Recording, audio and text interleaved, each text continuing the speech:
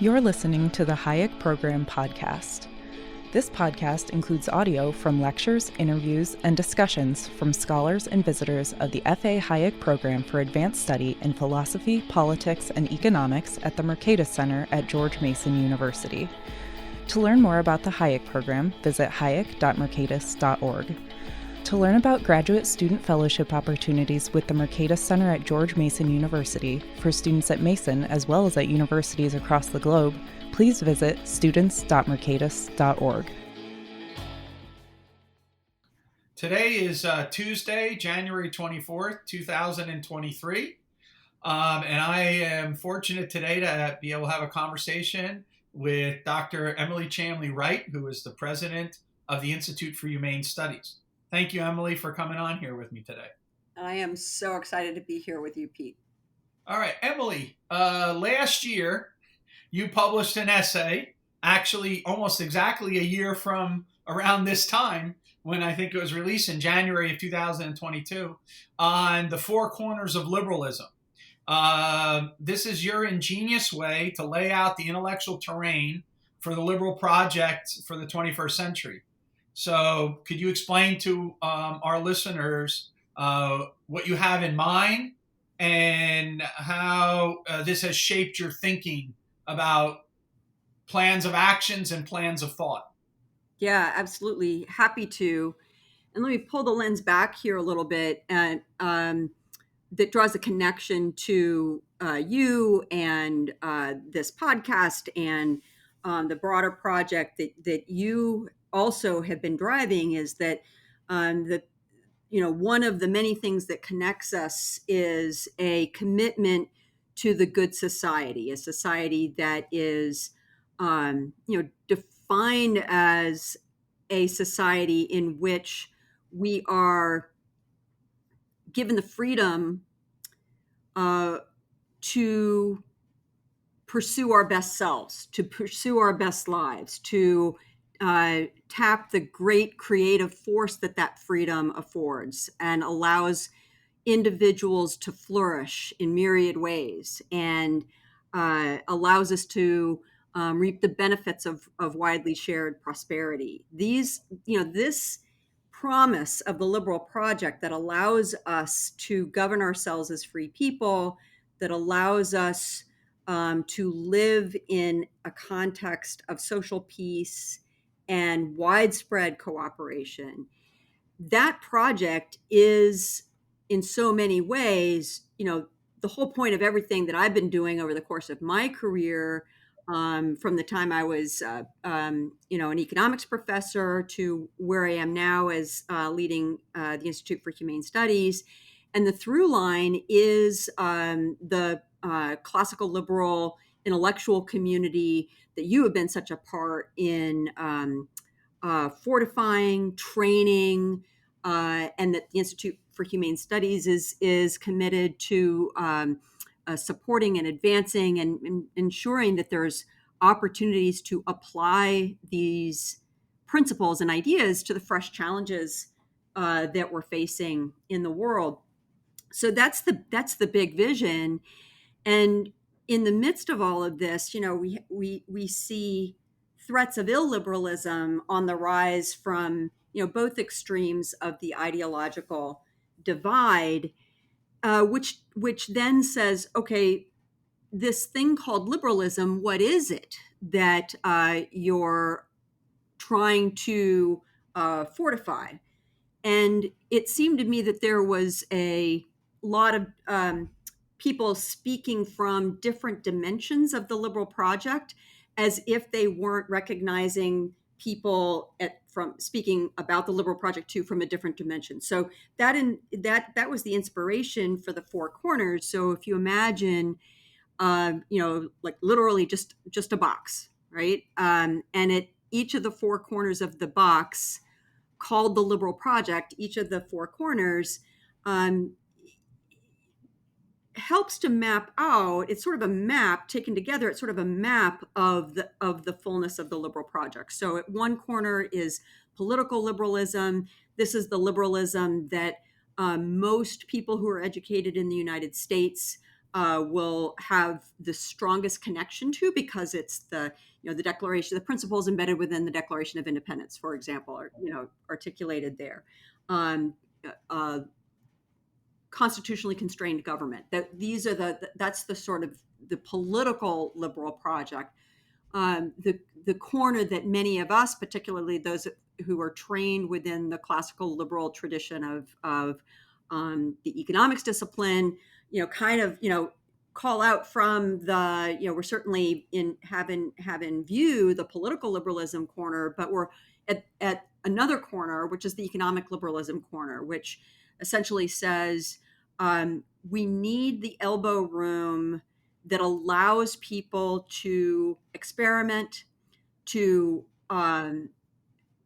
identify ways they can create value while respecting the rights, the individual liberties that are guaranteed by the political liberalism corner. What are the ways that we can we can find opportunities to collaborate and cooperate so that we can create value together as co-producers of something, as consumers, as producers, as partners in the economic terrain. That elbow room is what drives the widely shared prosperity that is part of the liberal promise. If you drop down to the lower right-hand corner, that corner is the intellectual liberal project, that the ideals of Enlightenment era liberalism, that says that we have tremendous opportunity to improve the human condition if we allow for the free exchange of ideas. The John Stuart Mill perspective that openness in intellectual inquiry is what opens the taps to intellectual progress and human progress more generally. And then there's the fourth corner, which is cultural liberalism. Some might want to call it social liberalism. This is the liberalism, this is the part of the liberal project that allows that same sort of openness, that same sort of elbow room we have in the economic and intellectual corners, that also says so long as we are respecting the liberties, the individual rights of others, that there is an opportunity to experiment culturally as well. That no one is imposing through force an end telos, an end purpose. Instead, it is within the four corners of the liberal project. There's a tremendous opportunity for us each to pursue the good life as we know it. And out of that pursuit, you can eventually get pluralism. That could be religious pluralism. It could be pluralism in just how we see the world. It could be pluralism in who we count as our closest friends and associates.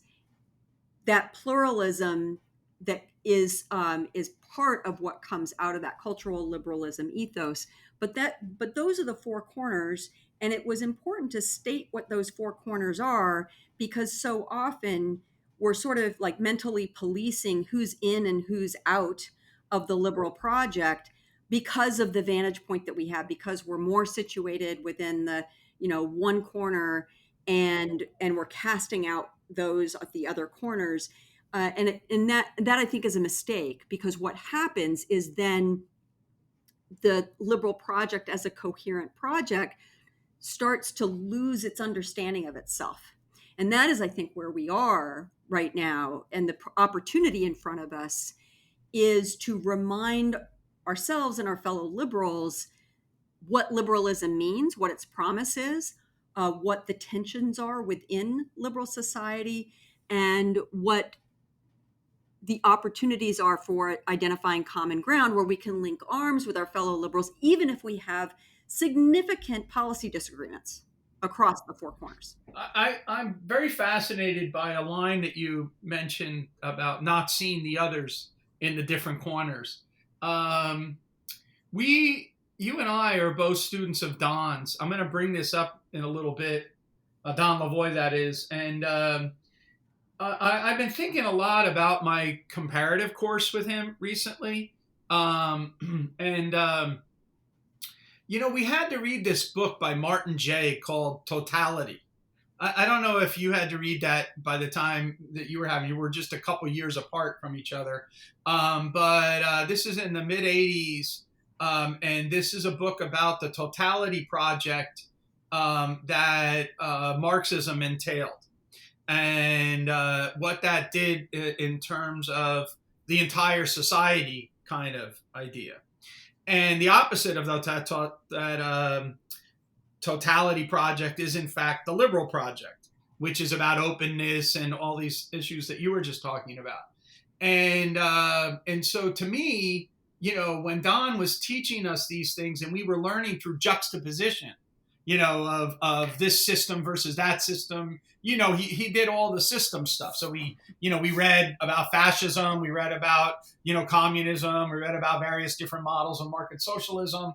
But it also was the case that we also read about radical liberalism.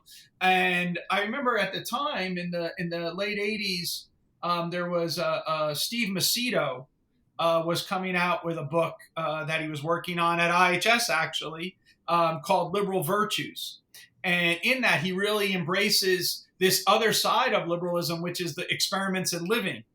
And if I think about other great classical liberal thinkers that I've been exposed to through IHS, like Chandran Kukathas, again, it's not necessarily always just that economic corner, right? It's not always necessarily just the political liberal project from Montesquieu forward or whatever. It's also these, the intellectual project, but bigger, the cultural project. Like, what does it mean to live in a liberal society? And the other thing I was just going to bring up, which I thought I puzzle all the time. I'm very persuaded by this Daniel Dennett rules of engagement. And one of the rules in the Dennett idea is that the person you are criticizing has to recognize themselves in your criticism. And in all of the recent criticisms of the liberal project, especially our version of the liberal project that have come out of in the last 5 years or so, it's hard for me to see the people that they're criticizing in those models, whether or not it's Jim Buchanan or Milton Friedman or Hayek or whoever, right? Or myself. It's hard to see, that's not our position. And it goes to this point that you mentioned about human flourishing, because to me, from the first time I learned economics, literally the first time I learned economics as an undergraduate, I understood that what Adam Smith was trying to get us to think about was to maximize human flourishing while minimizing human suffering. Not maximize human flourishing and who cares about those who might suffer, right? So, which is how other people see us. And so I think one of the things that your terrain allows us to do is, one, to, put economic liberalism in the same terrain as cultural, epistemic, and political liberalism, and see the connections between them, but also to maybe give us some insight as to why it is that maybe we don't get seen, is because maybe we're not seeing others, right? So if we don't see the others, then it's natural for them maybe to not see us as well. And so this maybe is a problem with our discourse. I don't know. That's just that's more of a statement than a question. I apologize. Yeah. No.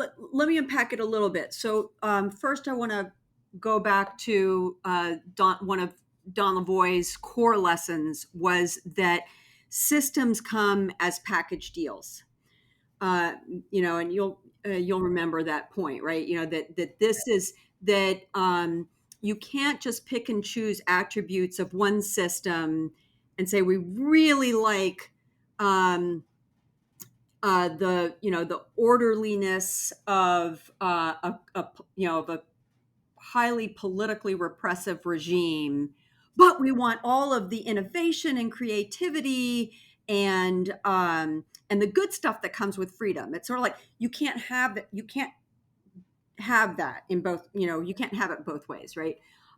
So if you're going to get the benefits of a lot of freedom, there's going to be some detritus that comes along with that freedom. So, if you love the the classical music that comes from artistic freedom, you're also going to deal with music that you don't like very much, right? That you have to tolerate that. So this is his package deals kind of point. And I think that this is the other point behind the Four Corners configuration, is it's not just to label the four different attributes. That's part of it, but it's also to point to the relationships between each of the four corners. So, in your mind's eye, you've got this box with, labeled the four aspects at each corner. Well, each corner is got a double-headed arrow to each of the other corners. And what do I mean by that? I mean by that there is both a reinforcing dimension between each corner and also a tension between each corner. So if you're focused on intellectual or epistemic liberalism, one of the core things that makes that possible is First Amendment principles up in the political liberalism corner. So it's like, the First Amendment is like a necessary but not sufficient condition for robust intellectual discourse, right? But it's absolutely a supportive mechanism. It's a supportive rule of the game. But at the same time,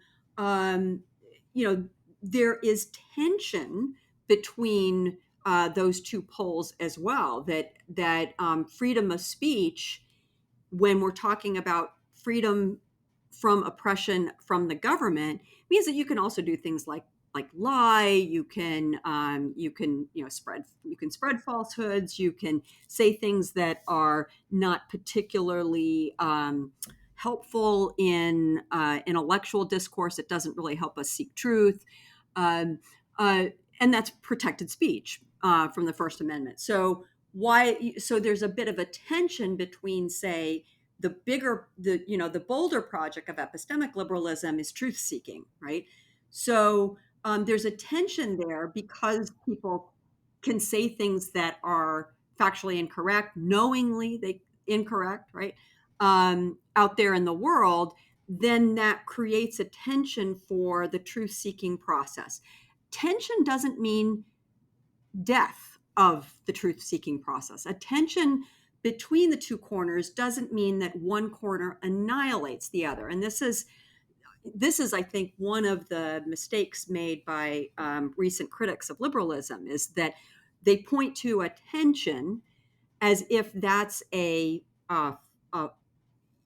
bug in the system. Rather, it's a feature of the system, right? And so one of the things that we have going on in our epistemic liberal corner is you have a lot of bottom-up self-governance going on within intellectual communities that say, no crackpots, please. We want to have a self-governed system of intellectual discourse, and that means abiding by rules of the game, that you can't lie, for example, and that you're drummed out of polite intellectual society if you fabricate evidence and pass it off as part of the truth-seeking process. That doesn't fly, and so the policing around talk, or what I prefer to say is the bottom-up governing around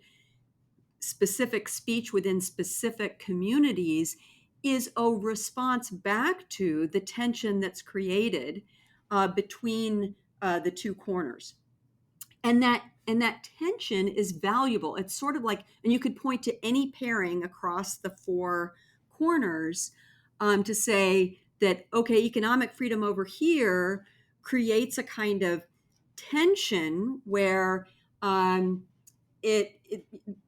advertising campaigns, commercial society more generally kind of creeps into our private lives, into our intimate sphere in ways that, have a kind of corrosive effect. Okay, if that may be true, but there's a response back that you can have within civil society that pushes back against that boundary crossing. There's freedom enough in civil society to push back, so that what is seen as a tension between these two things doesn't mean that economic or commercial life corrodes family life or the intimate sphere. It means that it can create a tension, but that tension creates a response back, a sort of self-governing response back. And that response is itself an important facet to strengthening the art of association, the civil society musculature is built up in part in response to these kinds of tensions. And so I see the Four Corners as being systemic in this way, sort of like a suspension bridge. The tensions within a suspension bridge are not flaws of the bridge, it's a feature of the bridge, right? The tensions are part of the system that keeps these these anchor points from flying off, right? It keeps them hanging together into a coherent system. And so I do think that there is a system-like quality to these four corners of liberalism, where each is needed to kind of check the other. And it doesn't mean that in any given moment that we sort of have some sort of Platonic ideal. In fact, you're not going to get that because liberalism is a dynamic system, right?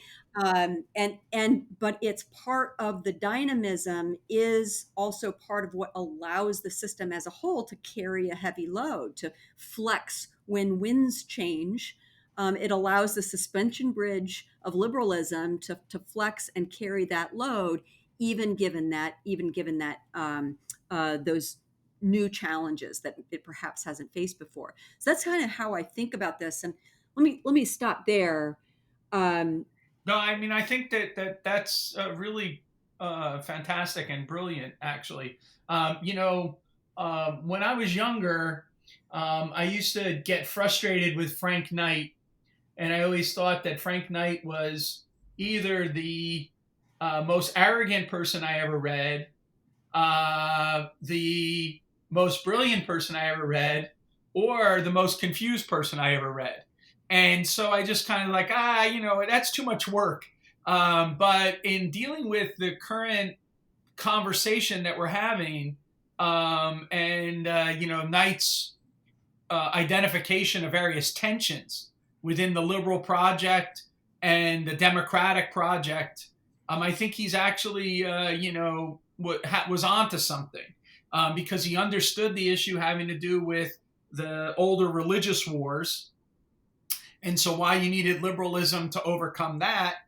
But then he also is concerned about the tensions, as you just put out, because he's concerned with things like what happens when democracy by discussion is distorted by motivated reasoning, right, or is distorted by deception and like charismatic leaders and things like that, and that threatens the idea that we can have intelligence and democratic action, right, when we're misled. And so I think there's all these things that we have to grapple with, that what makes for the society is these reinforcing nodes, and that you can't, and again, back to Lavoie's point, you really can't have economic liberalism unless you have the other four corners.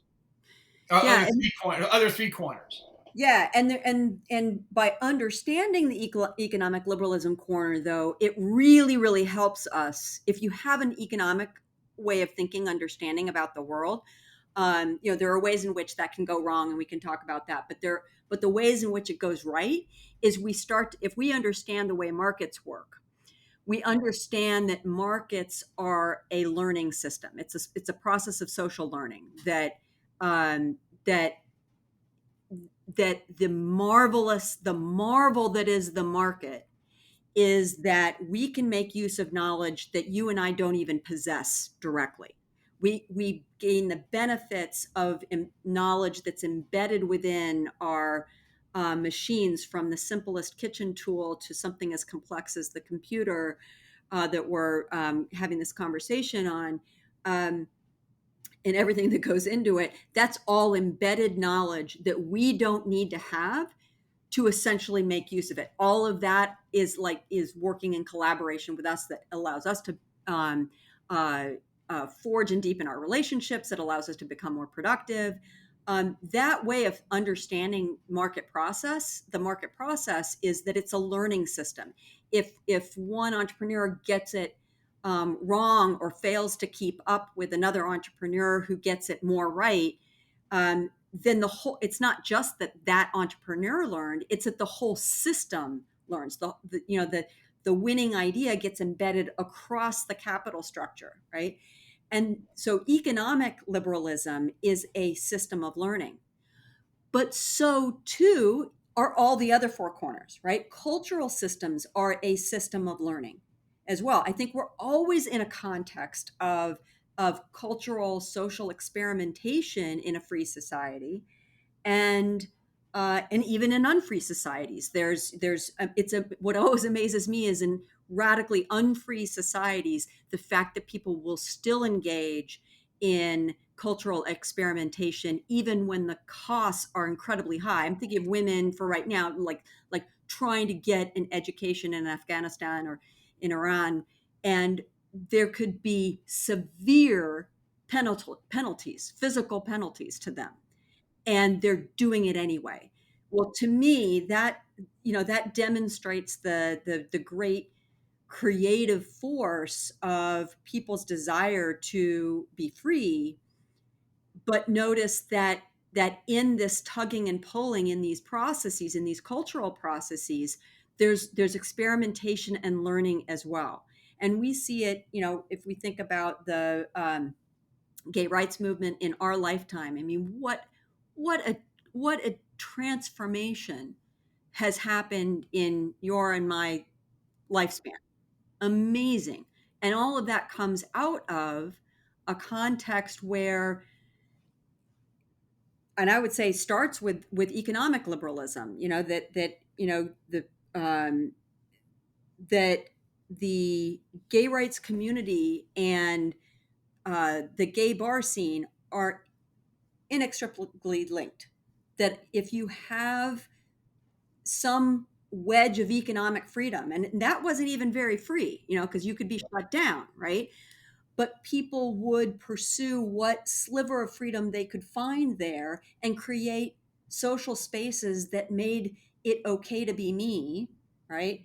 And out of that, you emerges a social movement that now is astonishingly different. When you and I were growing up, the thought that you would have openly gay married couple living right next door to you, and that no one bats an eye, that seemed like a bridge too far, even amongst socially progressive people that I hung out with as a kid, right? That was like a far off dream. And we've achieved it, right? Well, how did we achieve it? We achieved it through experimentation, a lot of cultural experimentation that was supported by, some degree of political liberalism, some degree of economic freedom, and also intellectual freedom too, right? You had, the writing of books and essays and emergence of uh, gay rights periodicals, et cetera.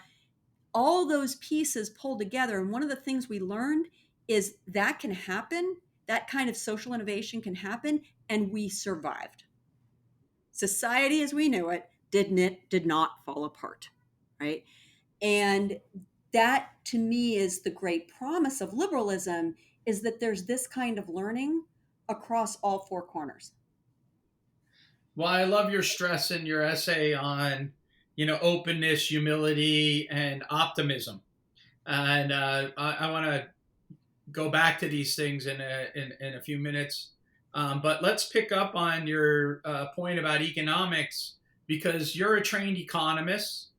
You were a development economist who did field research in Africa, and then you were also an economist who did work on disaster and recovery, and looking at the interrelationship between entrepreneurship and various different institutions. As you just mentioned, some of those institutions that you studied in Africa were in fact quite impediments, but yet creative people still found ways around them, especially female entrepreneurs, right?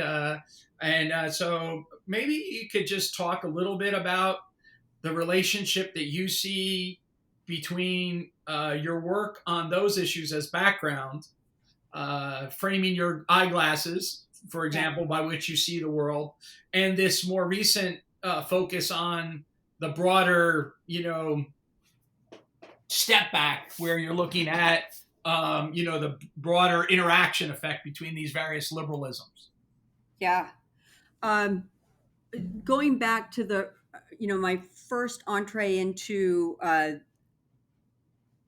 the life of the mind as an economist, it was my excitement for it was animated by this thought: what if women around the globe had full economic freedom? How prosperous would the globe be? What would that unlock? And, one way to look at that is just, okay, well, there are then these, Homo economicus beings that are potentially productive agents, and, that unleashes prosperity. But what was curious to me are all the ways in which economic life is embedded within culture, for good or for bad, right?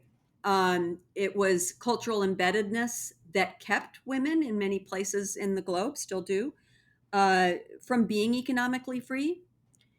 And it is the cultural embeddedness that allowed female entrepreneurs, under very, very difficult circumstances, exercise their creativity to flex markets, to flex the freedom that they could find within oftentimes informal market settings, to acquire resources that enabled them to have greater autonomy and broaden out their sphere of autonomy and authority and control.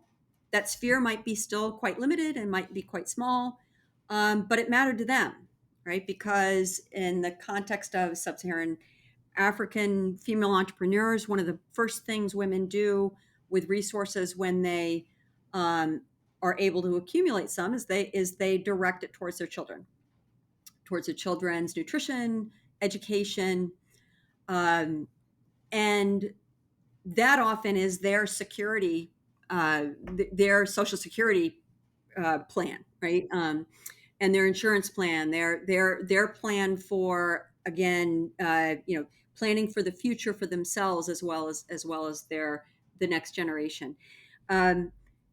This to me was fascinating, and the conversations around economic liberalism.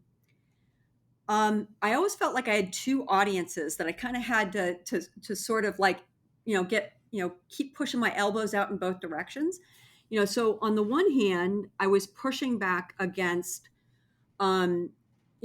progressive liberal professors who had portrayed women in the developing world context very much as victims, only, that there was, and they were, what they were victims to was essentially capitalism. And I wanted to understand that claim and learn the history of how it was that, so many informal markets were dominated by women. And oftentimes there is a mixed history around how this happens, and it's oftentimes interwoven with colonialist past. But what emerged in my mind is that in communities where women were dominant within the informal market sector, they were flexing that access to the market as a means of exercising much greater autonomy over their own resources and their own lives. And so that was part of the conversation, is that I had to push back against the sort of left of center academic sensibilities that would have women in the developing world always portrayed as the kind of victim of market forces, not, actually people who were flexing it to their own advantage. At the same time, I always felt like I had to kind of push back against our crowd too, right? Of academic economists who are generally pro-market, free market kind of, types, in that they often portrayed market mechanisms and market functionality in completely acultural terms. And so that missed both challenges of that real people on the ground really face in terms of their access to the benefits of the market order. And also it robbed them of seeing some of the most interesting research questions out there, is how do people navigate complex environments, form expectations, form plans, try to solve their challenges, learn from that, revise their plans, cast it out again. How are they acting entrepreneurially in this way, but not as sort of like these cultureless agents, but as people who are firmly embedded within a given cultural set, a system of cultural norms and practices that both enable and inhibit, right? Freedom of movement, freedom of exchange, freedom of just even the freedom to even imagine what one's future can be like can be constrained by these kinds of cultural and political, oftentimes, and social structures. And so it seemed to me that there was an impulse amongst our crowd to sort of just dismiss, all the really interesting stuff going on within cultural anthropology, within sociology, that was pointing to structures that inhibited free flow of resources, human and otherwise. And that was a missed opportunity for really understanding the socially embedded nature of the market process.